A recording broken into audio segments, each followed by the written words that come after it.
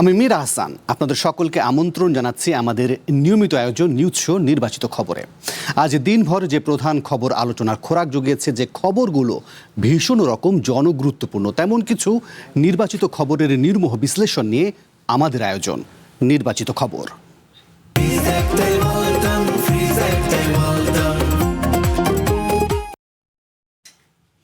আজ আলোচনার জন্য পুরো সময় জুড়ে আমাদের সাথে স্টুডিওতে আছেন এশিয়ান টিভির সিইও হাসনাইন খুরশিদ। হাসনাইন খুরশিদ, আপনাকে স্বাগত জানাচ্ছি আমাদের নির্বাচিত খবরে। এছাড়াও এই আলোচনায় যোগ করে নিতে চাই বাংলাদেশ সুপ্রিম কোর্টের আইনজীবী ডক্টর কাজী জাহেদ ইকবালকে। ডক্টর ইকবাল, আপনাকেও স্বাগত। এছাড়াও এই আলোচনায় নানান সময় একাধিক অতিথি যোগ দেবেন, জানাবেন মতামত আর করবেন বিশ্লেষণ। আনুষ্ঠানিক শপথ গ্রহণের পর আগামী 5 বছরের জন্য বঙ্গভবনের বাসিন্দা হতে যাচ্ছেন মির্জা ফখরুল ইসলাম আলমগীর।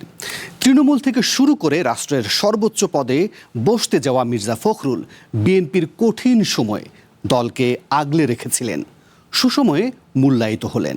যদিও অনেকেই বলেন বাংলাদেশের সংবিধানে রাষ্ট্রপতি পদটির অনেকটা আলংকারিক, কেবল প্রধানমন্ত্রী ও প্রধান বিচারপতি নিয়োগ আর শপথ পড়ানো ছাড়া স্বাধীনভাবে তেমন কোনো কাজ করতে পারেন না রাষ্ট্রপতি। যেটুকু পারেন, অর্থাৎ সংসদ আহ্বান করা, ভেঙে দেয়া, স্থগিত করা, সংসদে পাশ হওয়া বিলে সম্মতি দেয়া, জরুরি অবস্থা ঘোষণা করা, রাষ্ট্রদূত নিয়োগ দেয়া, যুদ্ধ ঘোষণা, শান্তি চুক্তি অনুমোদন কিংবা ক্ষমা প্রদর্শন, সেগুলোও করতে হয় প্রধানমন্ত্রীর পরামর্শ অনুযায়ী। কিন্তু তারপরেও কেন বিশেষজ্ঞরা মনে করেন বাংলাদেশে রাষ্ট্রপতির ক্ষমতা নেই, এমনটা বলা হলেও আপৎকালীন পরিস্থিতিতে তিনি ক্ষমতার মূল উৎস। প্রশ্ন ওঠে, কেমন করে, কিভাবে? সহজ করে বুঝতে চাই, চলুন তাহলে শুরুতেই রাষ্ট্রপতি নির্বাচনের রিপোর্টটি দেখে আসি।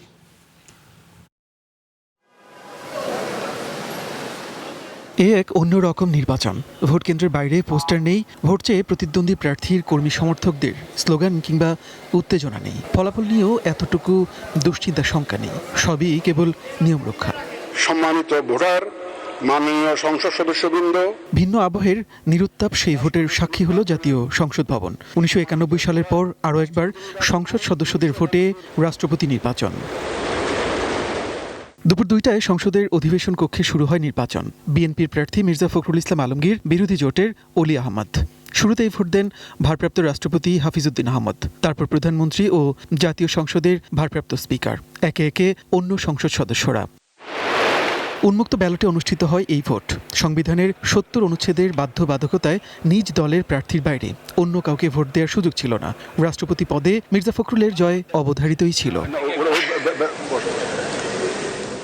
ভোট গণনা শেষে বিকেলে অধিবেশন কক্ষেই ফলাফল ঘোষণা করেন প্রধান নির্বাচন কমিশনার এএমএম নাসির উদ্দিন।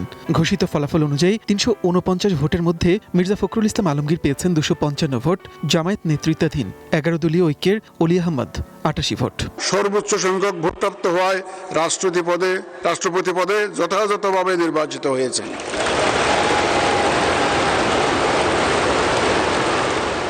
রাষ্ট্রপতি নির্বাচনে ভোট দেননি 6 জন সংসদ সদস্য, যাদের মধ্যে আছেন বিএনপির মির্জা আব্বাস, ওসমান ফারুক ও মোস্তফা কামাল পাশা, জামায়াত থেকে বহিষ্কৃত গাজী নজরুল ইসলাম, খেলাফত মজলিসের আবুল হাসান ও স্বতন্ত্র সংসদ সদস্য রুমিন ফারহানা।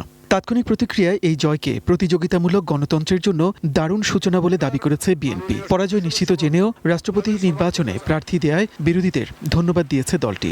তা আমরা এই জাতিকে আশ্বস্ত করতে চাই যে আমরা যেন সবসময় একটা স্মুথ ট্রানজিশন করতে পারি, এবং সেই ধারণাটা, বিশ্বাসটা যেন আমাদের মধ্যে তৈরি হয়।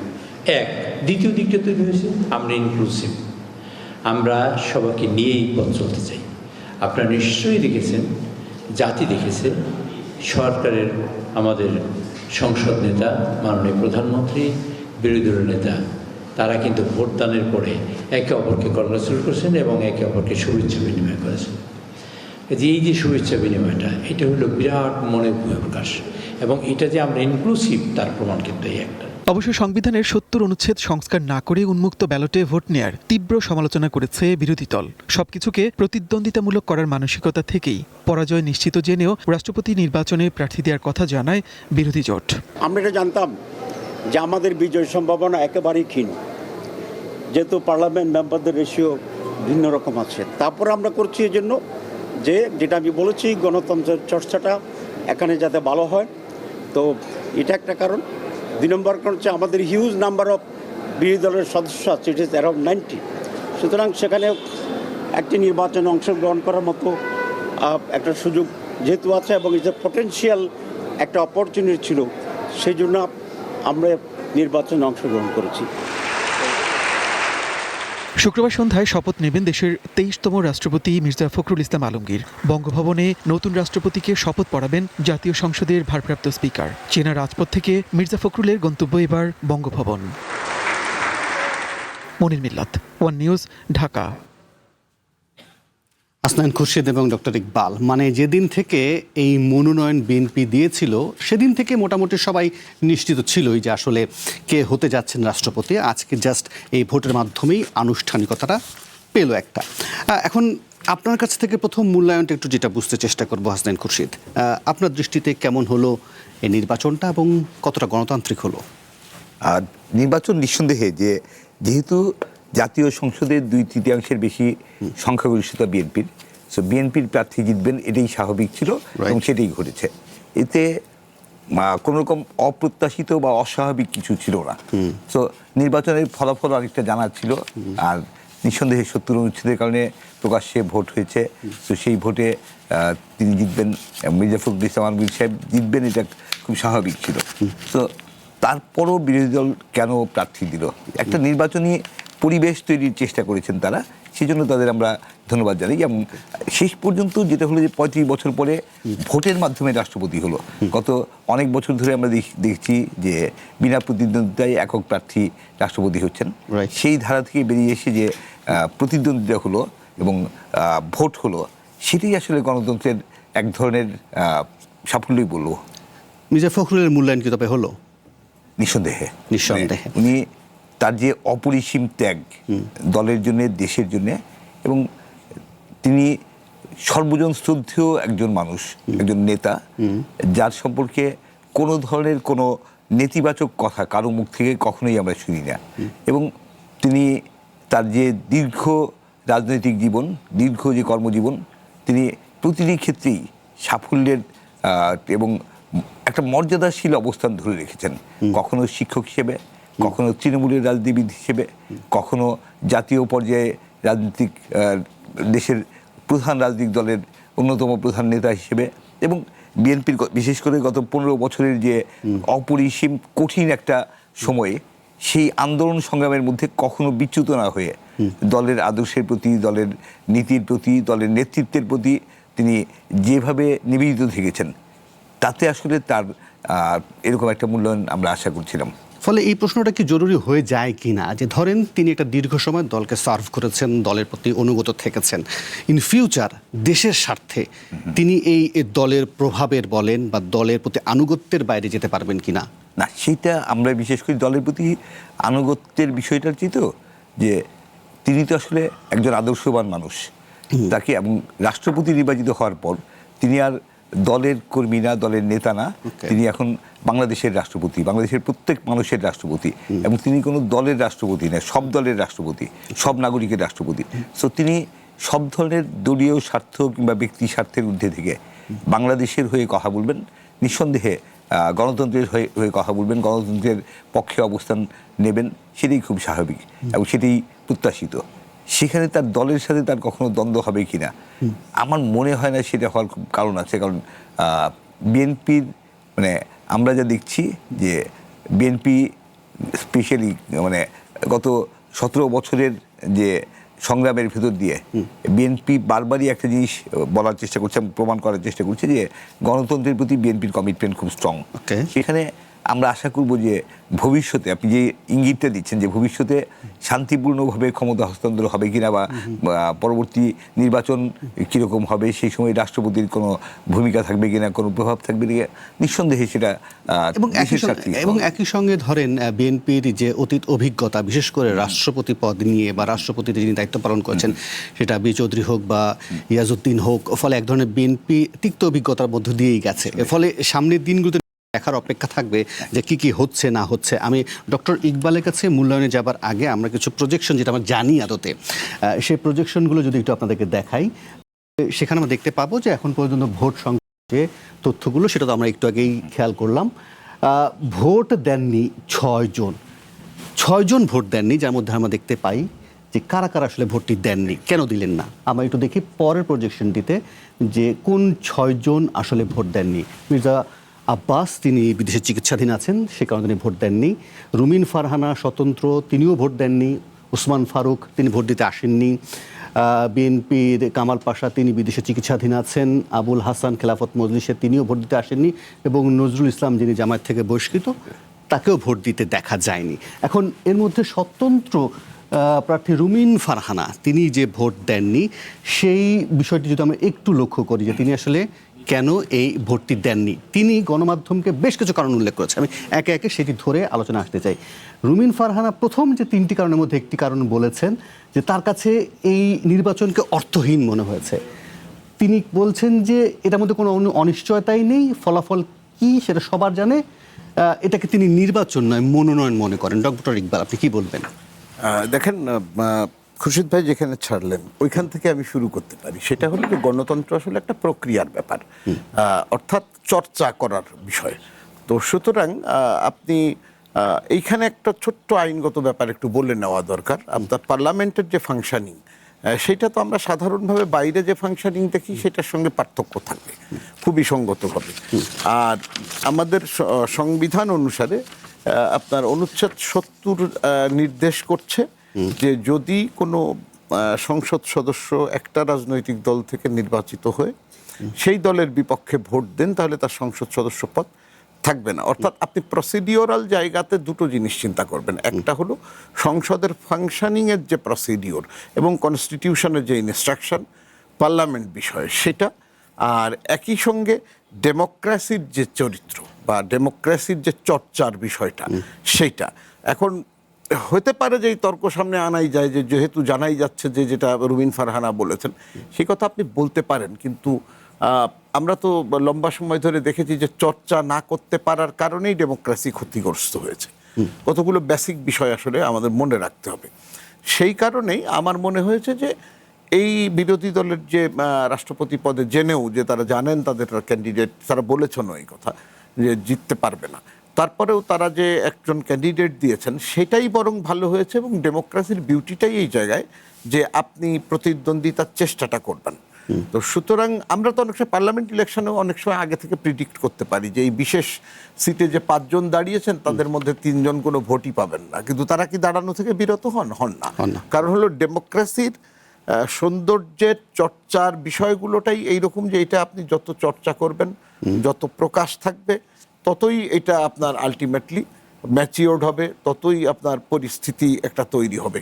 এবং একই সঙ্গে আরেকটা বিষয় মনে রাখা দরকার, সেটা হলো যে আপনি যতক্ষণ পর্যন্ত চর্চার মধ্যে ডেমোক্রেসিকে নিয়ে আসবেন, সেটার আউটকাম যাই হোক না কেন, আপনার যত জানা থাকুক, ততক্ষণ পর্যন্ত কিন্তু এইটার যে ম্যাচিওরিটি বা সোসাইটিতে যে মেসেজ যাওয়ার বিষয়টা, অথবা এই নির্বাচন কেন্দ্রিক যে কথোপকথন বিতর্ক, আপনি অন্য জায়গাটাও দেখতে হবে যে আপনার সোসাইটিতে এই বিষয়কে কেন্দ্র করে নানান বিতর্ক হয়েছে, নানা কথাবার্তা হয়েছে, পক্ষে কথা হয়েছে, বিপক্ষে কথা হয়েছে, কটু কথা হয়েছে, এই যে হয়েছে এবং সেইটার আউটকাম হিসাবে কোনো ধরনের বিশৃঙ্খলা হয়নি।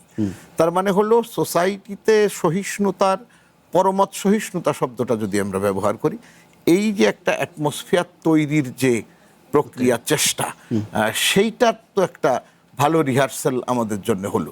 তো সুতরাং সব মিলিয়ে আমাদেরকে এটা ভাবতে হবে যে আমাদের আইনি কাঠামোটা আমরা যেভাবে রেখেছি সেইটা যতক্ষণ পর্যন্ত পার্লামেন্ট নিজে এটাকে পরিবর্তন না করছেন, এটা তো অন্য কেউ করতে পারবে না। আমাদের রাজনৈতিক দলগুলোকে সিদ্ধান্ত নিতে হবে যে তারা অনুচ্ছেদ 70 কিভাবে রাখবেন বা রাখবেন না, সেটা এই যে বিষয়গুলো তারা সেটেল না করা পর্যন্ত আমাদের প্রসিডিওরাল বিষয়টা এইরকমই। এখন সেই রকম অবস্থাতেও আপনাকে ডেমোক্রেসির চর্চাটাই করতে হবে। তো সুতরাং সেটাই হয়েছে এবং আমার মনে হয়েছে যে সেটা আলটিমেটলি ডেমোক্রেসির জন্য ভালোই হয়েছে। রুমিন ফারহানার একটি প্রথম সারির গণমাধ্যমকে যে এই তথ্যগুলো দিয়েছে, যে কারণগুলো উল্লেখ করেছেন, তার মধ্যে তিনি দ্বিতীয় আরেকটি কারণ উল্লেখ করেছেন কেন তিনি ভোট দেননি। সেটার দিকে যদি আমরা তাকাই তাহলে সেখানে আমরা দেখব যে তিনি দ্বিতীয় কারণ হিসেবে যেটা উল্লেখ করেছেন যে গণঅভ্যুত্থান তো গেল, জাতির আত্মত্যাগের কথাও তিনি বলেছেন, তিনি বলছেন যে একজন অরাজনৈতিক এবং গ্রহণযোগ্য ব্যক্তিকে রাষ্ট্রপতি পদে মনোনীত করতে পারলাম না। যে রুমিন ফারহানাকে আমরা একটা সময় দেখেছিলাম যে ফখরুল সাহেবের জন্য অনেক কথা বলেছেন, তিনি এভাবে শুধু স্বতন্ত্র থাকার কারণে কি এভাবেই বলছেন, নাকি এর মধ্যেও একটা কোনো বেজ আছে? না, আপনি একটা অন্যভাবে দেখেন ব্যাপারটাকে। সেটা হলো যে উনি একজন সংসদ সদস্য হিসাবে এবং বাংলাদেশের একজন নাগরিক হিসাবে উনি ওনার দ্বিমত প্রকাশ করতেই পারেন। সেটাকেও আপনি বিউটি হিসাবেই দেখেন ডেমোক্রেসির। ওনার এই ফিলিং হয়েছে যে উনি মনে করেছেন যে একজন নিরপেক্ষ ব্যক্তিকে দেওয়া যেতে পারে, কিন্তু যে পার্টি ক্ষমতায় আছে তার কিন্তু অনেকগুলো বিষয় বিবেচনা করার ব্যাপার আছে। একটা হলো রাষ্ট্রপতিকে আপাত নিরীহ একটা পদ মনে হলেও এটা রাষ্ট্রের সর্বোচ্চ পদ, এবং আপনার কনস্টিটিউশনের 48 থেকে যদি আপনি ওনার ক্ষমতা কাঠামোটা পড়েন তাহলে উনি একেবারে ক্ষমতাহীন এইরকম বলাটা কিন্তু কঠিন। কারণ বিশেষ করে 48-এর 5 যদি পড়েন আপনি দেখবেন যে উনি কিন্তু সাবস্টেন্সিয়াল প্রভাব মন্ত্রিসভার উপরে অথবা সরকারের উপরে বিস্তার করার ক্ষমতা সুযোগ ওনার আছে। নিশ্চয়ই আমরা ধারাবাহিকভাবে সেই আলোচনাগুলোতে যাব। মানে এইটার কারণেই আপনার দলগুলো যারা ক্ষমতায় থাকবেন বা যারা রাষ্ট্র চালাবেন তারা সবসময় মনে করবেন তাদের জন্য সেফ যারা হয়। আর মির্জা ফখরুল ইসলামের ব্যাপারে বিএনপির খুব সঙ্গত কারণেই একটু আগ্রহ বেশি থাকবেন। উনি অত্যন্ত বর্ষিয়ান এবং সিজন্ড পলিটিশিয়ান শব্দটা যদি আপনি ব্যবহার করেন, এবং একই সঙ্গে বিএনপির পরীক্ষিত নেতা, তো সুতরাং বিএনপির এর আগে দুটো বিটার এক্সপেরিয়েন্স আছে রাষ্ট্রপতি কার্তিক। আমি হাসান খুরশিদ আপনার কাছে যাবার আগে রুমিন ফারহানার তৃতীয় কারণটি দেখেন। তৃতীয় কারণ যেটি আর্টিকেল 70-র কথা বলছিলেন ডক্টর ইকবাল, সেখানে তিনি উল্লেখ করছেন যে এই আর্টিকেল 70-র ভয় তো বিএনপি দেখিয়েছে, মানে বিএনপি যে এর আগে তার একটা বক্তব্য সামনে এনেছেন, এবং গলা ফুলিয়ে তিনি বলছেন যে বিএনপি গলা ফুলিয়ে এর মধ্যে ভিশন 2030-র কথাও বলছে। তো তিনি বলছেন যে এরকম একটা প্রহসনের ভোটে তিনি কেন যাবেন, কেন দিতে যাবেন? কেন তার কাছে প্রহসনের ভোট মনে হয়েছে এটা আমার কাছে অবাক লাগছে। কারণ আর্টিকেল 70 তো নতুন না, অনেক আগে থেকে আছে। আর একটা বিষয়ে আমাদের আমরা যদি একটু পেছনের দিকে তাকাই, আর্টিকেল 70 কেন সংবিধানে সংযোজন করা হয়েছিল, কারণ যে বিষয়টা তখন সেটা 91-এর সংসদে, এবং সেই সময়ে আমি রিপোর্টিং ছিলাম, আমি সংসদ কভার করতাম। আমি দেখেছি যে আসলে সরকারের স্থিতিশীলতা খুব গুরুত্বপূর্ণ বিষয়, এবং একটা রাজনীতিতে আমরা অনেক অশুভ ঘটনা ঘটতে দেখেছি, অশুভ আলামত দেখেছি। এমনও দেখেছি যেটা পাকিস্তানে ঘটেছিল, যে মানে আপনার সংসদ সদস্যদের দল বদলের প্রবণতা, সেই ধরনের প্রবণতা এবং সেই ধরনের প্রলোভন একটা সারা দেশকে একটা অস্থিতিশীল করে ফেলার একটা আশঙ্কা ছিল। সেরকম একটা পরিস্থিতিতে 70 অনুচ্ছেদ দেশের জন্য অপরিহার্য ছিল হয়তো। এখন পরিস্থিতি চেঞ্জ হয়েছে কতটা, এখন কি করা হবে সেটা আসলে মাত্র তো সংসদ শুরু হলো।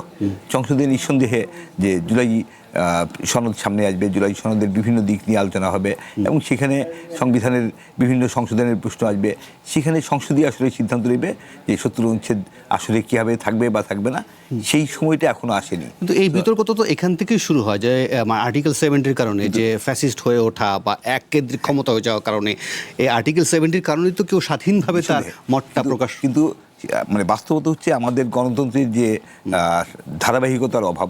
গণতন্ত্রে আমরা খুব শক্তিশালী গণতন্ত্র না, এটা আমরা নিজেরাও জানি, এবং আমাদের এখানে বেশি উদার হতে গিয়ে জাতীয় স্থিতিশীলতা নষ্ট হয় কিনা সেই ভয়ও কিন্তু আমাদের সবার মধ্যেই আছে। সো এবং ফ্লোর ক্রসিং একটা ভয়াবহ পরিস্থিতির তৈরি করতে পারে, সেরকম একটা সিচুয়েশনের কারণেই 70 অনুচ্ছেদ আসলে সেই সময় সংযোজন করা হয়েছিল। এত বছর পরে এখন প্রয়োজন আছে কি নাই সেটা আসলে সংসদকে বিবেচনায় নিতে হবে, এবং সেই সময়টা সংসদে যখন জুলাই সনদ দিয়ে আলোচনা হবে, নিঃসন্দেহে এই আলোচনা হবে, এই ডিবেট হবে, এবং ফাইনালি এসে সংসদ একটা সিদ্ধান্ত নেবে। আমরা আশা করি যে এই বিতর্কের অবসান ঘটবে সংসদেই, এর বাইরে না। ডক্টর ইকবাল, আপনিও কি মনে করেন হাসান খুরশিদ যেভাবে ভাবছেন, কিন্তু কারণ এই যে সংবিধান সংশোধন এবং সংস্কার, এই নিয়ে তো এক ধরনের ডিবেট তো আছেই, বা এই নিয়ে একদম স্পষ্ট ভাগের জায়গাটা দেখি, কিন্তু আবার এটাও তো সত্য যে সবাই এটাও তো আশা করে যে ক্ষমতার যে বিকেন্দ্রীকরণের কথা বলেন বা ভারসাম্যের কথা বলেন, ফলে আমরা যেভাবে মিস্টার ফখরুলকে দেখতে চাই বা যে ধরনের আশাবাদের কথা এই টেবিলে উঠছে, এগুলো আসলে প্রতিবন্ধকতা তৈরি করবে কিনা সামনের দিনগুলো। আপনি বলছিলেন যে আসলে যতটা আমরা নিরীহ মনে করি অলংকারিক মনে করি ততটা নয়। না নয়। তার আগে একটু যোগ করে দিই, সেটা হলো যে আর্টিকেল 70-র যে বিষয়, সেটা শুধু আমাদের দেশে না, সাবকন্টিনেন্টের অন্য দুটো দেশ যদি দেখেন, ভারত এবং পাকিস্তান, এই দুটো রাষ্ট্রই তাদের সংবিধান সংশোধন করে আপনার এখন কিন্তু আর্টিকেল 70-র মতো এইরকম একটা আপনার সংযুক্তি তাদের সংবিধানে দিয়েছেন। সেটার কারণ হলো ওই রাষ্ট্রগুলোতেও এই হর্স ট্রেডিং এবং আলটিমেটলি সরকারের, ভারতের স্ট্যাটিস্টিক্সটা আমি জানি যে তাদের সংবিধান সংশোধন করে এই আর্টিকেল 70-র মতো এই বিষয়টি না দেওয়া পর্যন্ত অন্তত 2000 বার আপনার গ্রসলি ফ্লোর ক্রসিং হয়েছে। তো সুতরাং আপনার ডেমোক্রেসিকে প্রোটেক্ট করার জন্য অনেক সময় আর্টিকেল 70-র মতো একটা প্রোটেকশন দরকার হয়। বিশেষ করে পশ্চিমা গণতন্ত্রের কথা যদি আপনি ধরেন, তারা তো একটা ইনস্টিটিউশনের মতো জায়গায় পৌঁছাতে পেরেছে, সেটা এখনো সাবকন্টিনেন্ট বা থার্ড ওয়ার্ল্ড কান্ট্রিগুলোতে এরকম দেখা যায় না। সুতরাং একটা প্রোটেকশন দরকার হয়, এটা একটা জায়গা। আরেকটা জায়গা যেটা, সেটা হলো যে মির্জা ফখরুল ইসলাম আলমগীর সাহেব, উনি তো অত্যন্ত সিজন পলিটিশিয়ান এবং একটা লম্বা পলিটিক্যাল ক্যারিয়ারের মাধ্যমে একেবারে আপনি বলতে পারেন যে তৃণমূল থেকে উনি সব রকম রাজনীতি দেখে এই পর্যায় পর্যন্ত এসেছেন। একটা দীর্ঘ সময় খুব একটা বৈরী পরিস্থিতিতে একটা বৃহৎ রাজনৈতিক দলের নেতৃত্ব দিয়েছেন ইত্যাদি, এই বিষয়গুলো কিন্তু আছে। ফলে উনি রাজনীতির ভেতরের বাইরের সব স্টোরিগুলো জানেন। সেই কারণেই আপনি ধরতে পারেন যে রাষ্ট্রপতির যে অভিভাবকের যে ক্যারেক্টার, বা ওনার যে বলতে পারেন যে সব দিক সমন্বয়ে, অর্থাৎ শেষ পর্যন্ত ওনার কাছে যে সমন্বিত হওয়ার একটা ব্যাপার রাষ্ট্রের, সেই জায়গাটাতে আমার ধারণা যে উনি একটা দক্ষতা দেখাতে সক্ষম হবেন, সেইটা আশা আমরা করতেই পারি। নিশ্চয়ই। ডক্টর ইকবাল, আমি একটা বিরতি নিতে চাই। বিরতিতে যাবার আগে আমি আরেকটা ভিজুয়াল প্রজেকশন বা গ্রাফিক্যাল প্রজেকশন আপনাদেরকে দেখাই, যেখানে আপনারা বলছিলেন না যে কতটুকু আসলে রাষ্ট্রপতির ক্ষমতা, সেই পয়েন্টের কথাগুলো যদি যাই তাহলে দেখব যে দুটি নিয়োগ, প্রধানমন্ত্রী এবং প্রধান বিচারপতি, এই দুটি নিয়োগের বাইরে গিয়ে বাকি সবগুলোতে আসলে প্রধানমন্ত্রীর সাথে তাকে পরামর্শ করতে হয়। এর বাইরে ক্ষমা করার বিশেষ ক্ষমতা, দায়িত্ব পালনের দায়মুক্তি, 5 বছর মেয়াদে সর্বোচ্চ 2 বার স্বাধীন তহবিলে এটা কথা বলা হচ্ছে, এবং তিনি যে রাষ্ট্রের সর্বোচ্চ সাংবিধানিক ব্যক্তি, কিন্তু সরকারের নন। এই মোটা দাগে আমরা বেশ কিছু ক্ষমতার কথাগুলো জানতে পারি। এখন এই যে এই দুটির কথা বলা হচ্ছে না, প্রধানমন্ত্রী এবং প্রধান বিচারপতি নিয়োগের ক্ষেত্রে যে রাষ্ট্রপতির ক্ষমতা, সেটুকু অতীতের অভিজ্ঞতায় পারা গিয়েছিল কিনা বা সামনের দিনে চ্যালেঞ্জ হবে কিনা, আমি ফিরে এসে বরং সেই আলোচনাটা করব। আমি এই পয়েন্টটি রেখে আপাতত একটা বিরতি নেব, ছোট্ট একটা বিরতি, ফিরছি একটু পর। ভবিষ্যৎ হোক নিরাপদ, বিনিয়োগ হোক বিশ্বস্ত, আর আমার পছন্দ সল্ট বে। ওয়েলকাম টু সল্ট বে। আবার আমন্ত্রণ নির্বাচিত খবরে। আমাদের সাথে আছেন হাসনাইন খুরশিদ, আছেন ডক্টর ইকবাল। ডক্টর ইকবাল, যে প্রশ্নটি বিরতির আগে রেখে গিয়েছিলাম, বিশেষ করে এই দুটি নিয়োগের ক্ষেত্রে প্রধানমন্ত্রীর বিষয়টি তো সংসদে সবচেয়ে আস্থাভাজন যিনি হবেন তাকেই সংসদ সদস্য মিলে নির্বাচিত করবেন, কিন্তু প্রধান বিচারপতির ক্ষেত্রে সেখানে তো তার এক ধরনের কর্তৃত্ব আছে, বা তিনি নিয়োগ দিতে পারেন, এবং অন্যান্য বিচারপতিদেরকে প্রধান বিচারপতির সাথে আলোচনা করেই তো নিয়োগ দেওয়ার কথা।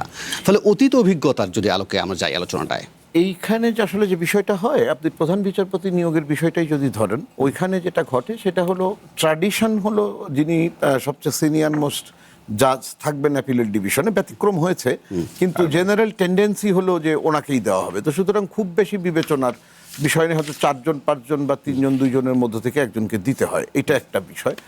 সেইখানে নিশ্চয়ই পার্টি ইন পাওয়ারের প্রভাব তো থাকে, সেটা আপনি চাইলেই পৃথিবীর কোনো দেশেই এই ধরনের পোস্টগুলোতে যাওয়ার ক্ষেত্রে আপনার পার্টির প্রভাব বা আপনার ওদের ইচ্ছা অনিচ্ছাকে আপনি পুরোপুরি ইগনোর করতে পারবেন না। আর রাষ্ট্রপতি যেহেতু একটা দল দ্বারা নির্বাচিত হয়ে থাকেন, তার উপরে বা তার মনোভঙ্গির মধ্যেও এই বিষয়গুলো কম বেশি থাকে, সুতরাং সেটা একটা জায়গা। তো তার ফলে আপনি দেখবেন যে এই ধরনের নিয়োগে রাষ্ট্রপতি যদি এককভাবেও দিয়ে থাকেন, বাংলাদেশের প্রধান বিচারপতিকে উনি এককভাবে দিতে পারেন কনস্টিটিউশন অনুসারে, কিন্তু তারপরেও আপনি এই কনসিডারেশনগুলো থাকে। আর প্রধান বিচারপতির সঙ্গে কথা বলে উনি অন্য বিচারকদের যে নিয়োগের বিষয়টা, সেইখানে কিন্তু ট্যাসিটলি আপনি সংবিধানের যে অন্য ধারাগুলো আছে, যে এই দুটো ছাড়া আপনি দেখবেন যে আপনার প্রধানমন্ত্রীর পরামর্শ দরকার হবে। তো সুতরাং আর একই সঙ্গে বলা আছে যে প্রধানমন্ত্রী কি পরামর্শ ওনাকে দিলেন সেটা আসলে পাবলিকও হবেন, এটা secret transaction between the president and the prime minister.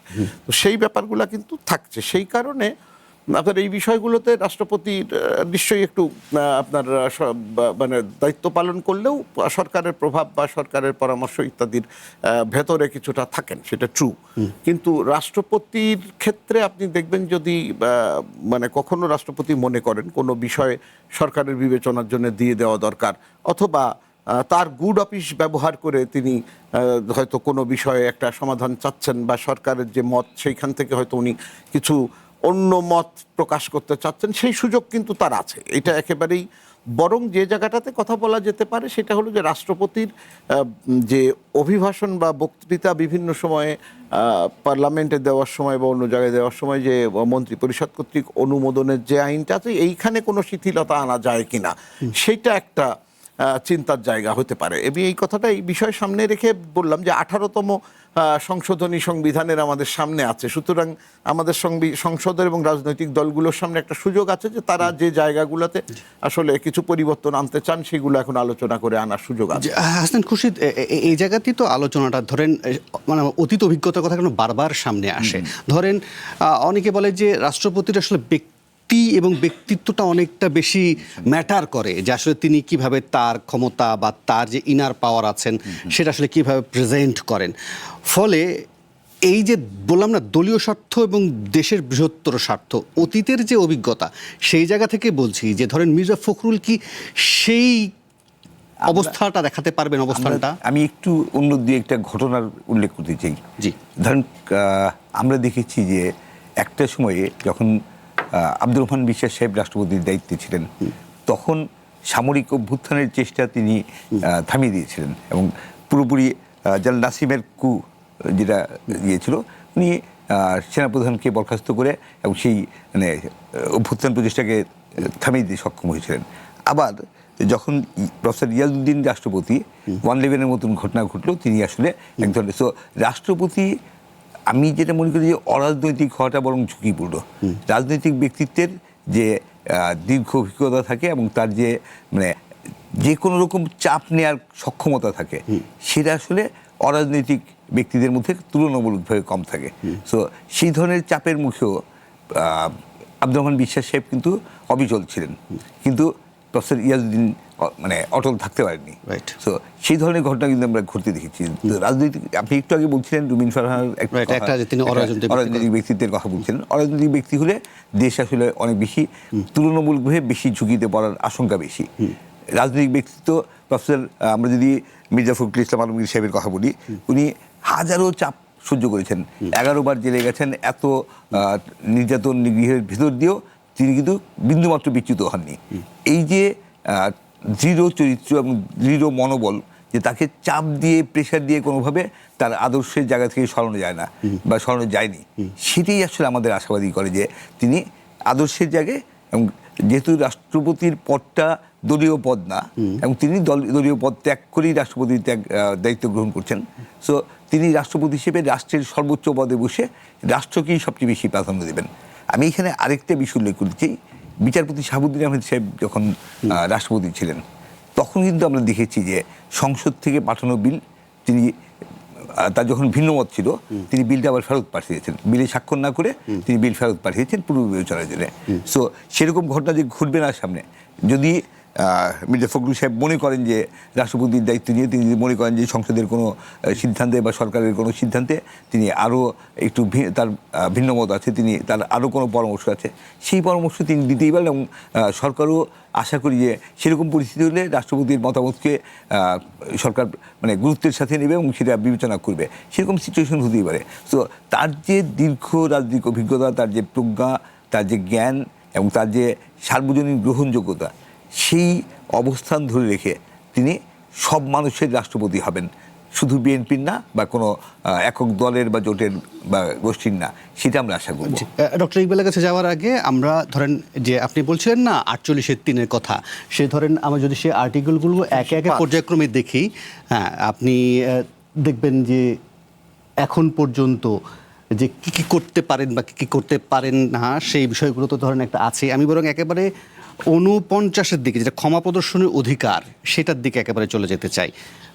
তাহলে আমরা সেটার দিকে যদি যাই, একেবারে সর্বশেষ যে 49-এর কার্ডটি রয়েছে, সেটা যদি আমরা দেখি, ক্ষমা প্রদর্শনের অধিকার, যেটা বলা হচ্ছে যে কোনো আদালত বা ট্রাইব্যুনাল বা অন্য কোনো কর্তৃপক্ষ কর্তৃক প্রদত্ত যে কোনো দণ্ড মার্জনা, বিলম্বন ও বিরাম মঞ্জুর করিবার এবং যে কোনো দণ্ড মওকুফ বা স্থগিত বা হ্রাস করিবার ক্ষমতা রাষ্ট্রপতির থাকবে। আপনি যদি একটু অতীতের দিকে তাকান, তাহলে কিন্তু এই যে দণ্ড মওকুফের অনেকগুলো কিন্তু বিতর্কিত সিদ্ধান্ত আমরা অতীতে লক্ষ্য করেছি। সো এই জায়গা থেকে রাষ্ট্রপতি কতটা সতর্ক হবেন? খুরশিদ ভাই একটা ভালো ব্যাখ্যা করেছেন যে আমরা আশাই করছি যে যেহেতু মির্জা ফখরুল ইসলাম আলমগীর সাহেব অত্যন্ত বর্ষিয়ান এবং সিজন্ড পলিটিশিয়ান মানুষ, উনি ওনার গুড অফিস ব্যবহার করে নিশ্চয়ই বিতর্কিত কিছু ঘটতে দিবেন না, বা সেটা ওনার যে পরামর্শ বা ইত্যাদি সেগুলোর মাধ্যমে সরকারকে হয়তো কারেকশন করবেন অথবা কথা বলবেন তাদের সাথে, সেটা একটা জায়গা। আর এই 49-এর এই জায়গাটাকে আপনি অন্যভাবে একটু দেখতে হবে। সেটা হলো এই অনুচ্ছেদ 49 যেটা রাখা হয়েছে, এটা একটা এক্সেপশনাল ক্ষমতা রাষ্ট্রপতির।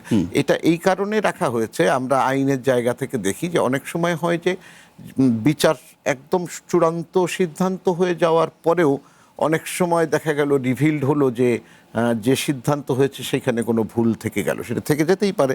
হিউম্যান এরর যে আমরা বলি সেসব অনেক রকম থাকতে পারে, কিন্তু সেইখানে যদি আপনি ওইখান থেকে বের হওয়ার স্পেসটা না রাখেন, তাহলে যেটা হবে সেটা হলো যে আপনার তখন ভুল সিদ্ধান্তের উপরেই দাঁড়িয়ে যেতে হবে।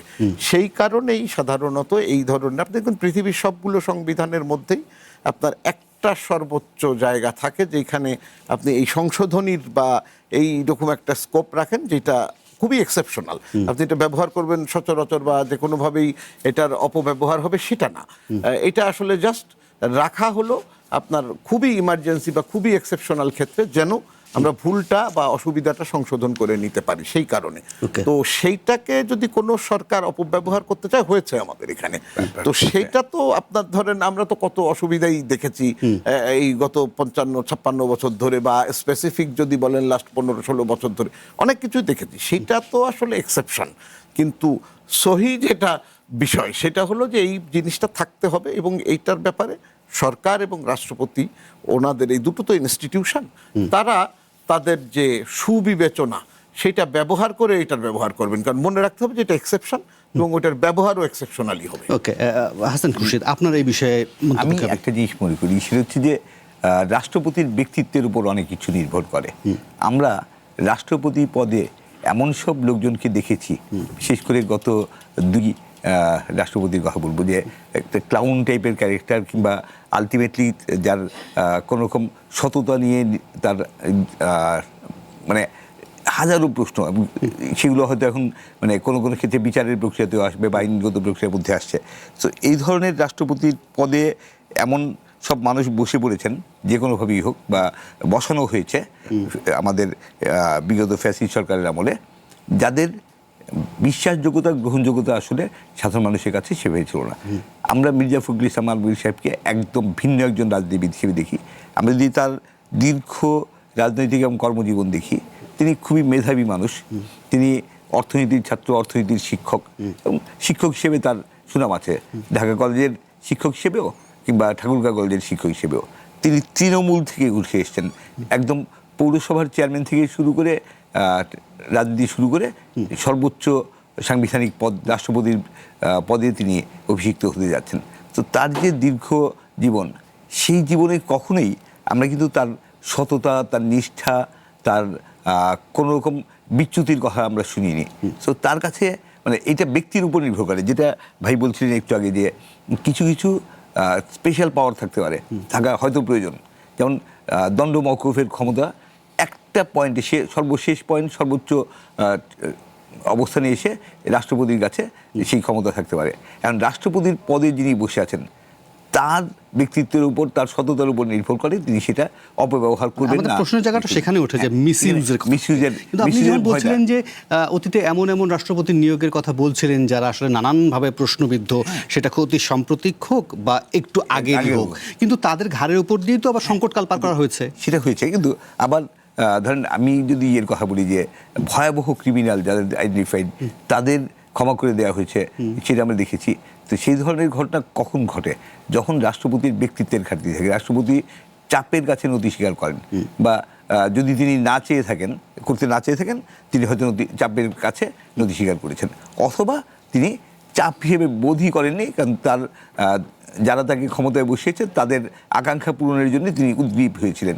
সেরকম সেরকম ব্যক্তি যদি রাষ্ট্রপতি হন তখন ন্যাচারালি অপব্যবহারের আশঙ্কা অনেক থাকে।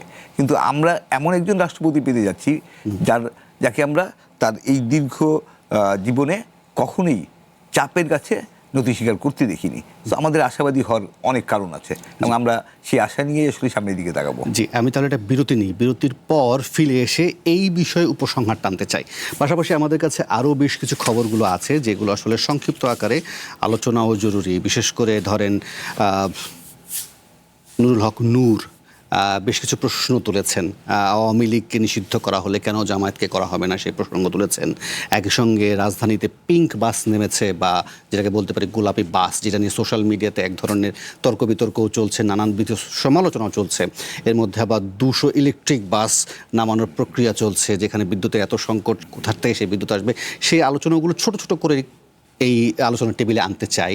তো তার আগে যদি একটা ছোট্ট একটা বিরতি নেই, ছোট্ট একটা বিরতি, ফিরছি একটু পর। ভবিষ্যৎ হোক নিরাপদ, বিনিয়োগ হোক বিশ্বস্ত, আর আমার পছন্দ সল্ট বে। Welcome to Salt Bay. আবার আমন্ত্রণ নির্বাচিত খবরে। আমাদের সাথে আছেন হাসনাইন খুরশিদ, আছেন ডক্টর কাজী জাহেদ ইকবাল। আমি এই রাষ্ট্রপতি প্রসঙ্গে একেবারে উপসংহারে আসতে চাই। ছোট ছোট করে যদি মন্তব্য করেন। মির্জা ফখরুলের কাছে নবনির্বাচিত রাষ্ট্রপতি কালকে শপথ গ্রহণের পর তিনি তার দায়িত্বে চলে যাবেন, প্রত্যাশার জায়গাটা ছোট্ট করে যদি দুজন এক লাইনে বলি যে বারবার একটা কথাই বলছি যে মির্জা ফখরুল সাহেব বাংলাদেশের রাষ্ট্রপতি হবেন, বাংলাদেশের সব মানুষের রাষ্ট্রপতি হবেন, বিএনপির বা ঠাকুরগাঁয়ের রাষ্ট্রপতি হবেন না, বা মানে বিএনপির রাষ্ট্রপতি হবেন না, তিনি সব মানুষের রাষ্ট্রপতি হবেন, এটাই আমরা আশা করি। জি, একই কথা ভাইয়ের সঙ্গে আমি শুধু যুক্ত করতে চাই যে ওনার যে বর্ষিয়ান বা সিজন্ড পলিটিশিয়ান হিসাবে যে ভাবমূর্তি তৈরি হয়েছে, উনি পুরো বাংলাদেশের অভিভাবক হিসাবে বা রাষ্ট্রপতি হিসাবে সেই ভাবমূর্তিটাই রক্ষা করবেন, সেটাই হচ্ছে জাতির প্রত্যাশা, এবং আমরা প্রত্যাশাই রাখতে চাই ওনার কাছে। জি, অসংখ্য ধন্যবাদ। আমরা একটু পরের প্রসঙ্গটিতে যেতে চাই। গণ অধিকার পরিষদের যে সভাপতি আছেন এবং একই সঙ্গে প্রবাসী কল্যাণ ও বৈদেশিক কর্মসংস্থান প্রতিমন্ত্রী যিনি আছেন নুরুল হক নূর, তিনি একটি মন্তব্য করেছেন যে 24-এর আন্দোলনে মানবতা বিরোধী অপরাধের জন্য যদি আওয়ামী লীগকে নিষিদ্ধ করার উদ্যোগ নেওয়া হয়, তাহলে 71-এর ভূমিকার জন্য জামায়াতকে নিষিদ্ধ করা যাবে না কেন, এবং এটা তিনি দাবিও জানিয়েছেন। তিনি আসলে আক্ষরিক অর্থে কি বলেছেন সেটা যদি একটু শোনা যাক। আওয়ামী লীগ এই 24-এর গণহত্যার কারণে নিষিদ্ধের পাশাপাশি 71-এর গণহত্যা, লুটপাট এবং ধর্ষণের কারণে জামাত শিবির আওয়ামী লীগ নিষিদ্ধ করে গিয়েছে। নিষিদ্ধ অন্তর্বর্তীকালীন সরকার তুলেছে, কিন্তু এখন যেহেতু নির্বাচিত সরকার, এই জামাত শিবিরের মতো উগ্রবাদী সংগঠনকে নিষিদ্ধ করতে হবে, কারণ না হলে এই দেশে উগ্রবাদ মাথাচাড়া দেবে এবং বৈশ্বিকভাবে বাংলাদেশ একটা ভাবমূর্তি সংকটে পড়বে। যে হাসান খুরশিদ, নূরের দাবিকে কি মনে হয়, বা তার যিনি যে বক্তব্যটা সামনে এনেছেন? বাস্তবতা হচ্ছে কি যে আপনি আওয়ামী লীগ নিষিদ্ধ করবেন, জামাত নিষিদ্ধ করবেন, তারপর বিএনপি কি একা রাজনীতি করবে? সো আলটিমেটলি একটা দেশে এক ধরনের স্থিতিশীলতা দরকার, এক ধরনের রিকনসিলিয়েশনের প্রয়োজন নিঃসন্দেহে আছে, এবং সেইখানে যে দোষী সেখানে ব্যক্তিকে শনাক্ত করে আসলে পদক্ষেপ নিতে হবে, এবং দল নিষিদ্ধ করে এখন পর্যন্ত যেটা আছে, আমি একটা অন্য বিষয় বলি, সেটা হচ্ছে যে প্রফেসর ইউনূসের ইন্টারিম ক্যাবিনেটে যেখানে আওয়ামী লীগের বিষয়ে সিদ্ধান্ত হলো, সেই সিদ্ধান্তে কিন্তু বলা ছিল যে আওয়ামী লীগের কার্যক্রম নিষিদ্ধ থাকবে ততদিন পর্যন্ত যতক্ষণ পর্যন্ত আদালতের রায় না হবে। তা আদালতে কোনো মামলাই হয়নি। আওয়ামী লীগের বিরুদ্ধে কি, দল হিসেবে আওয়ামী লীগের বিরুদ্ধে কি আজকে পর্যন্ত কোনো মামলা হয়েছে? বা প্রফেসর ইউনূসের সময় কি মামলা হয়েছে? তো মামলা ছাড়া রায় আপনি কীভাবে আশা করবেন? তো বিষয়গুলো একদিকে আপনি আদালতের দিকে ঠেলে দিচ্ছেন, আবার রাজনীতির মাঠে আনছেন। তো এই বিষয়গুলোতে আসলে সংসদে আলোচনা করে রাজনৈতিক সিদ্ধান্তে আসা উচিত। যে মামলার কথা যখন বলছেন, সেই মামলার প্রসঙ্গেও যাব। শুধু যে সেই সময়কার মামলা তা নয়, এখনকারও যে মামলাগুলো হয়, বিশেষ করে ডক্টর ইউনূসের আমলের বিভিন্ন কর্মকাণ্ডের জন্য, সেই মামলাগুলো কী কারণে আদালতে খারিজ হয়ে যায় সেটা একটু বোঝা দরকার। কিন্তু আপনি যে রিকনসিলিয়েশনের কথাগুলো বলছেন, কিন্তু সেই রিকনসিলিয়েশনগুলো গেলে দলগুলোর কি রাজনীতি আদৌ থাকে? ভবিষ্যৎ হোক নিরাপদ, বিনিয়োগ হোক বিশ্বস্ত, আর আমার পছন্দ সল্ট বে। Welcome to Salt Bay. না, কিন্তু আলটিমেটলি যেটা হচ্ছে যে দেশের স্থিতিশীলতা সবার উপরে, এবং আপনি কত মানুষকে নিষিদ্ধ করবেন। তো নির্দিষ্টভাবে যারা অপরাধী, যারা অন্যায়ের সাথে মানবতা বিরোধী কাজের সাথে জড়িত, তাদের চিহ্নিত করে তাদের বিচারের কাঠগড়ায় দাঁড় করাতে হবে, তাদের বিচার করতে হবে এবং দৃষ্টান্তমূলক শাস্তি দিতে হবে, আইনগতভাবে যা হওয়া উচিত।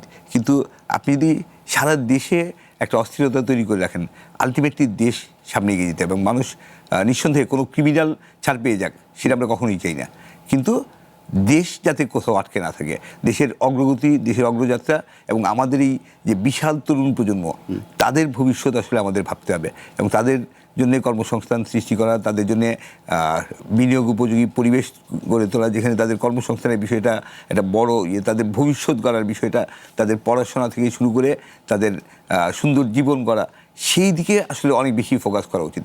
সো এমন কোনো কিছুই আমরা আসলে অ্যাফোর্ড করতে পারি না। আমাদের বাস্তবতা হচ্ছে আমরা তো খুব ধনী দেশ না, আমরা এখনও অনেক সংগ্রামের ভেতর দিয়ে আসলে বাংলাদেশের সামনে এগুলোর চেষ্টা করছে।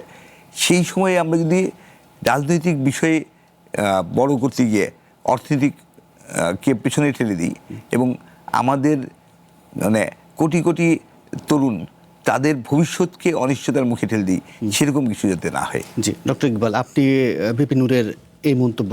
আমি ওই আমি টোনটা আমার একই থাকবে। তার কারণ হলো যে আপনি অপরাধ যদি করে কেউ, তাহলে আপনি ব্যক্তিকে বিচারের আওতায় নিয়ে আসেন। রাজনীতিতে তো আপনার বিভিন্ন দল, মত, পথ এগুলো সব থাকবে এবং সেটাকে আপনার এন্টারটেইন করতে হবে, নাহলে ডেমোক্রেসি থাকবে না। তো সুতরাং আপনাকে ওই গ্রসলি রাজনৈতিক দল নিষিদ্ধের জায়গা থেকে আসলে সরে আসতে হবে, বরং যার ব্যক্তিগতভাবে যদি কেউ কোনো অপরাধ করে থাকেন, সেই অপরাধের জন্য আপনি ড্রাস্টিক এফোর্ট নেন, বিচারের ব্যবস্থা করেন এবং আপনার শক্ত শাস্তির ব্যবস্থা করেন। কিন্তু আমার মনে হয় যে সোসাইটিতে এবং রাজনীতিতে আপনার ব্যাপারগুলো উন্মুক্ত থাকাই দরকার। আপনার সবাই যারা রাজনীতি করতে চান তারা রাজনীতির সঙ্গে তাদের সম্পৃক্ত হতে দিতে হবে। সুতরাং আমার মনে হয় যে কোনো হার্ড লাইন নেওয়া রাজনীতিতে বা গণতন্ত্রের জন্য এটা ভালো হবে। ওকে, আপনি বলছেন যে সুনির্দিষ্ট অপরাধকে আইডেন্টিফাই করে তারপরে তার সেটার বিচার হওয়া দরকার, বাট এটা গ্রসলি না, বিষয়টা এরকম? গ্রসলি নিশ্চয়ই না, কারণ আপনি তাহলে আমরা যিনি অপরাধ করবেন বা আমরা জেনারেলি কি করি, একটা পাড়ায় যদি একটা অপরাধ কেউ করে তাহলে তার বিচারই আমরা করি, ওই পাড়া সব লোকের বিচার তো আমরা করি না। তো আপনি পলিটিক্সে ওইটাই চিন্তা করেন যে আপনি যদি যারা যারা অপরাধ করেছেন, আপনি যদি একদম প্রিভিয়াস কথা ভাই যেটা বলছিলেন যে আপনি আইডেন্টিফাই করেন, আমরা তো জানাই আছে, এটা খুব বেশি কঠিন কিছু কিন্তু না, যে কি অপরাধ হয়েছে এবং সেটার জন্য সম্ভাব্য পারপিট্রেটরস কারা, আইনও আছে আমাদের। তো সুতরাং আমার মনে হয় যে বিচারিক প্রক্রিয়ার মাধ্যমে ব্যাপারগুলোর সমাধান হওয়া দরকার, সিদ্ধান্ত বা অ্যাডমিনিস্ট্রেটিভ ডিসিশনের মাধ্যমে। সেক্ষেত্রে ধরেন ডক্টর ইউনূসের আমলে হাম সংক্রান্ত যে ঘটনা, সিদ্ধান্ত জটিলতা, মৃত্যুর ঘটনা, সেখানে সে সময় ডক্টর ইউনূস বলেন বা সে সময় স্বাস্থ্য উপদেষ্টা নূরজাহানের কথা বলেন, বা খুবই অতি সাম্প্রতিক বা আজই সম্ভবত এরকম ঘটনাটি ঘটেছে যে ধরেন ধানমন্ডি ৩২ ভাঙা নিয়ে আদালতে যে মামলা হয়েছিল, রিট হয়েছিল, ডক্টর ইউনূস এবং আসিফ নজরুল সহ যে মামলা হয়েছিল, সেটা আবেদনই খারিজ করে দিয়েছে। আদালত এগুলো কোনোটা মামলায় কোনো গ্রাউন্ড খুঁজে পায় না। ফলে এগুলোকে আদতে কোনো অপরাধ তাহলে সংগঠিত হয়নি নাকি? এগুলোতে আসলে দেখার বিষয় না। আসলে আপনার কি হয় যে আপনার যখন একটা অভিযোগ ম্যাজিস্ট্রেটের সামনে নেওয়া হয়, আমাদের এখানে মামলা করার প্রক্রিয়া দুটো। একটা হলো আপনি থানায় যেয়ে মামলা করতে পারেন, সেক্ষেত্রে পুলিশ যদি মনে করে এটা প্রাইমা ফেসি কেস আছে, তারা নিতে পারেন। আর সেইখান থেকে যদি আপনি রিফিউজড হন বা মনে করেন পুলিশ আপনার মামলা নেবে না, তাহলে আপনি আদালতে সরাসরি মামলা করতে পারেন। সেটাই এখানে হয়েছে। এখন আদালতের ক্ষেত্রেও আদালত যদি মামলাটি পড়ে ওইটার মধ্যে যথাযথ গ্রাউন্ড না পান বা যদি মনে করেন যে এই মামলাটিতে আসলে প্রসিড করার মতো কোনো সাবস্টেন্স নেই, সেরকম যদি তারা মনে করেন, কিন্তু সেটা মিন করে না যে কোনো কিছু সংগঠিত হয়নি। সেটা আপনার ওই যে মামলাটা ফ্রেম করা হয়েছে সেটা টেকনিক্যাল কারণেও হতে পারে। এখন সেটা তো আমরা জানি না আসলে ওখানে কেন হয়েছে। তো সেটা আপনি সেই ক্ষেত্রে নানা কারণেই আদালত মামলা খারিজ করতে পারেন। এটার সাথে যুক্ত করতে হবে সেটা হলো যারা অ্যাগ্রিভড, যার মামলা খারিজ হয়েছে, তার জন্য কিন্তু ফোরাম আছে। সুতরাং উনি যদি ম্যাজিস্ট্রেট আদালত এটা খারিজ করে থাকে এবং উনি ফিল করেন যে না তার প্রতি ন্যায় বিচার হয় নাই, তাহলে উনি আরো উচ্চতর আদালতে যেতে পারবেন। তো সুতরাং একেবারেই মানে শুরুতেই কিছুই হয়নি বা এই মামলাটা খারিজ হয়েছে, সুতরাং কিছু ন্যায় বিচার করা গেল না, এইরকম ধারণা শুরুতেই পোষণ করার আসলে কোনো সুযোগ নেই, কারণ লয়ের প্রক্রিয়াটা তো আছে। জি হাসান খুরশিদ, আপনি যদি ছোট্ট করে এই বিষয়ে মন্তব্য করেন, পাশাপাশি আমি একটু ডায়াসে গিয়ে একটু অনলাইন নিউজ পোর্টালগুলো সর্বশেষ আপডেটও দেখতে চাইবো এবং একই সঙ্গে আপনাদের মন্তব্য জানতে চাইবো। তাহলে এই যে ধরেন ডক্টর ইউনূসের নাম আসা বা আসিফ নজরুলের নাম থাকা অথবা নূরজাহান বেগমের নাম থাকা, এইসব নাম থাকার কারণেই কি এইসব মামলা আসলে আমলে নেওয়া হয় না? এটা আমার মনে হয় আমরা যেটা চাই, আমি বারবার একটা কথা বলি, আমরা সেটা হচ্ছে যে আসলেই আইনের শাসন চাই সব ক্ষেত্রে, কোনো নির্দিষ্ট কোনো ব্যক্তি বা কারোর নামের সাথে না জড়িয়ে আইনকে সর্বোচ্চ এবং আইনের শাসনের যাতে আমাদের সর্বোচ্চ লক্ষ্য হয়, সেভাবে পুরো সংবিধান নতুন করে সাজাতে হলে নতুন করে সাজাতে হবে, দেশটাকে সত্যিকার অর্থেই একটা সুশাসনের জায়গায় আনতে হবে, সেই লক্ষ্যটা নিয়ে সামনে এগোতে হবে। জি, এই ফাঁকে বরং আমরা একটু অনলাইন নিউজ পোর্টালগুলোর সর্বশেষ আপডেট দেখি এবং সেখান থেকে আপনাদের মন্তব্য জানতে চাইব। প্রথম আলো তার অনলাইন পোর্টালে সর্বশেষ আপডেট যেগুলো দিচ্ছে, হেনস্থা ও ঠাট্টা বিদ্রুপের জবাবে নারী চালকরা বললেন তারা দমবেন না। এই যে বাস নিয়ে বেশ কিছু আলোচনা সমালোচনা হচ্ছে, এটাকে আপনি কিভাবে দেখেন? বিষয়টা হচ্ছে যে আপনার আমার সবারই মানে নারী আত্মীয় স্বজন তো আছে, আমাদের ফ্যামিলিতে মেয়েরা আছে, এবং মেয়েরা যারা বাসে উঠতো বা ওঠে এত বছর ধরে উঠছে, খুব কম মেয়েই আসলে হেনস্থার শিকার হয়নি। তো যখন আপনি আপনার পরিবারের কোনো নারী সদস্যর বাসে চড়ার অভিজ্ঞতা শুনবেন, এটা আসলে ভয়াবহ এবং এটা মেয়েদের জন্য ভয়ঙ্কর একটা সিচুয়েশন ছিল। সেই জায়গা থেকে বের হয়ে আসার যে চেষ্টা, এইটাকে আমরা স্বাগত জানাই। পিঙ্ক বাস যেটা হচ্ছে নিঃসন্দেহে মেয়েদের জন্য, কিন্তু মেয়েদের জন্য আলাদা বাস সার্ভিস করার উদ্যোগ কিন্তু নতুন নয়, এর আগেও হয়েছে। কিন্তু এখানকার নতুনত্বটা হয়েছে যে এখানে ড্রাইভার বা চালকরা আছেন নারীরা, কারণ নারীর হাতে স্টিয়ারিং এ এত আলোচনা, আমরা এটাও দেখেছি যে বিতর্ক করা কি চালক বা বাসের কন্ডাক্টরদের হাতে নারীরা নির্যাতিত হয়েছেন, সেরকম ঘটনা আমরা একাধিক ঘটনা দেখেছি। তো সেখানে আরও বেশি নিরাপত্তা নিশ্চিত করার জন্য এবং নারীর আরও এম্পাওয়ারমেন্টের জন্য নারী চালক হতে ভালো হয়েছে, তাদের কোনো সমস্যা তো নেই।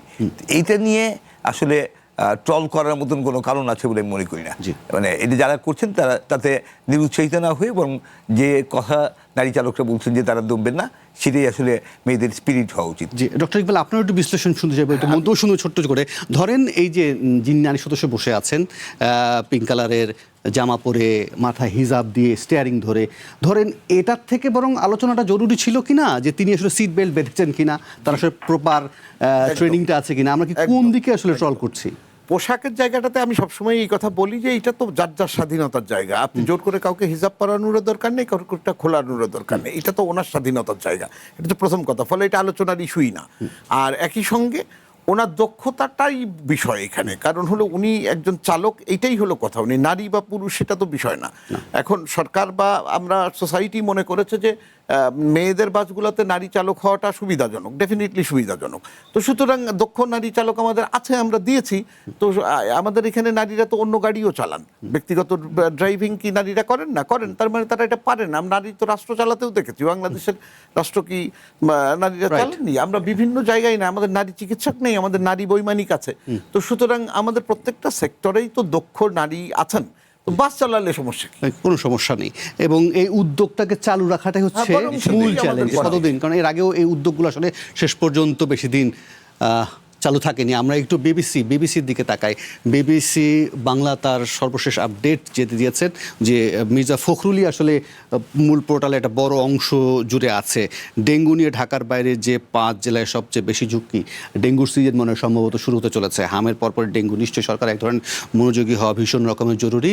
অলরেডি বিএনপির ভারপ্রাপ্ত মহাসচিব হিসেবে রুহুল কবির রিজভী, তিনিও দীর্ঘদিন সেখানে দায়িত্ব পালন করেছেন, তিনি তার দায়িত্বটি বুঝে নিয়েছেন। আমরা আর একটা অনলাইন পোর্টাল দেখার সুযোগ পাবো, যুগান্তর এখন পর্যন্ত যেটি তাদের মূল সংবাদ করেছে অনলাইন পোর্টালে সর্বশেষ আপডেটে, খেলাপি ঋণ আদায়ে নীতিমালা জারি, মধ্যস্থতাকারী নিয়োগের সিদ্ধান্ত কেন্দ্রীয় ব্যাংকের। বাকি অংশে মির্জা ফখরুল স্থান পেয়েছেন এবং একাধারে আরও বেশ কিছু খবর আছে। যাই হোক, আমাকে একেবারে অনুষ্ঠান শেষ করতে হবে, ঘড়ির কাঁটা একেবারেই 11:55, দুঃখিত 12:55 শেষ করতে হচ্ছে। হাসান খুরশিদ এবং ডক্টর কাজী জাহেদ ইকবাল, আপনি আপনাদের মূল্যবান মন্তব্য এবং সময় দিয়েছেন। আর আজকের মতো শেষ করছি নির্বাচিত খবর। কাল আবারও দেখা হবে। সে পর্যন্ত ভালো থাকুন, সুস্থ থাকুন। শুভরাত্রি।